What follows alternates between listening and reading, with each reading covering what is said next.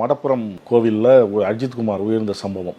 காவல் நிலையத்தில் அதாவது போலீஸார் நகையை திருடிட்டதாக அவரை தாக்குறாங்க. விசாரணையில் அவர் இருந்துட்டார். நீதிமன்றம் பல்வேறு கேள்விகளை எழுப்பியிருக்கு. நாடு முழுவதும் இது மிகப்பெரிய அதிர்ச்சி ஏற்படுத்தியிருக்கு. முதலமைச்சரே இது ஏற்றுக்கொள்ள முடியாது, எந்த வகையிலும் நியாயப்படுத்த முடியாது அப்படிங்கிறத சொல்கிறாரு. அந்த பெற்றோருக்கே ஃபோன் பண்ணி சாரி அப்படிலாம் சொல்கிறாரு.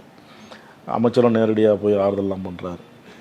ஒரு வழக்கறிஞராக முதல் கட்டமாக உங்களுடைய பார்வை என்ன இந்த வழக்கில்? இந்த வழக்கு இதில் ரொம்ப கஷ்டமான துரதிருஷ்டவசமான சம்பவம் தான், அதில் எந்த சந்தேகமும் கிடையாது. ஆனால் அஜித்குமார் மரணம் செஞ்சதுக்கப்புறம் இது இவ்வளோ தூரம் பெரிய விஷயம் ஆகுது ஒன்று.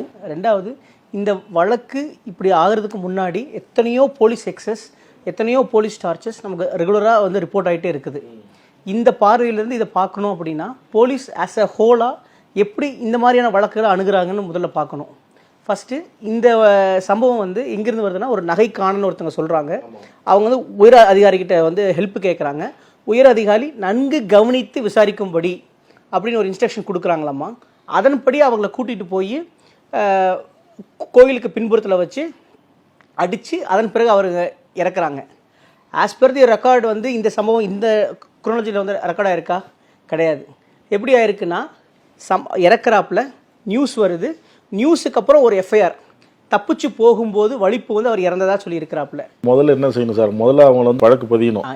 பிடிக்கக்கூடிய குற்றம் சம்பந்தமாக உங்களுக்கு புகார் வந்தால் அப்படின்னா நீங்கள் உடனடியாக முதல் தகவல் இருக்க எஃப்ஐஆர் பதிவு செய்ய வேண்டும். அதுக்கப்புறம் தான் நீங்கள் விசாரணை செய்யணும். எவ்வளோ பெரிய குற்றமாக இருந்தாலும், எவ்வளோ சின்ன குற்றமாக இருந்தாலும், பிடிக்கக்கூடிய குற்றமாக இருந்தால் எஃப்ஐஆர் பதிவு பண்ணிவிட்டு விசாரிக்கணும்.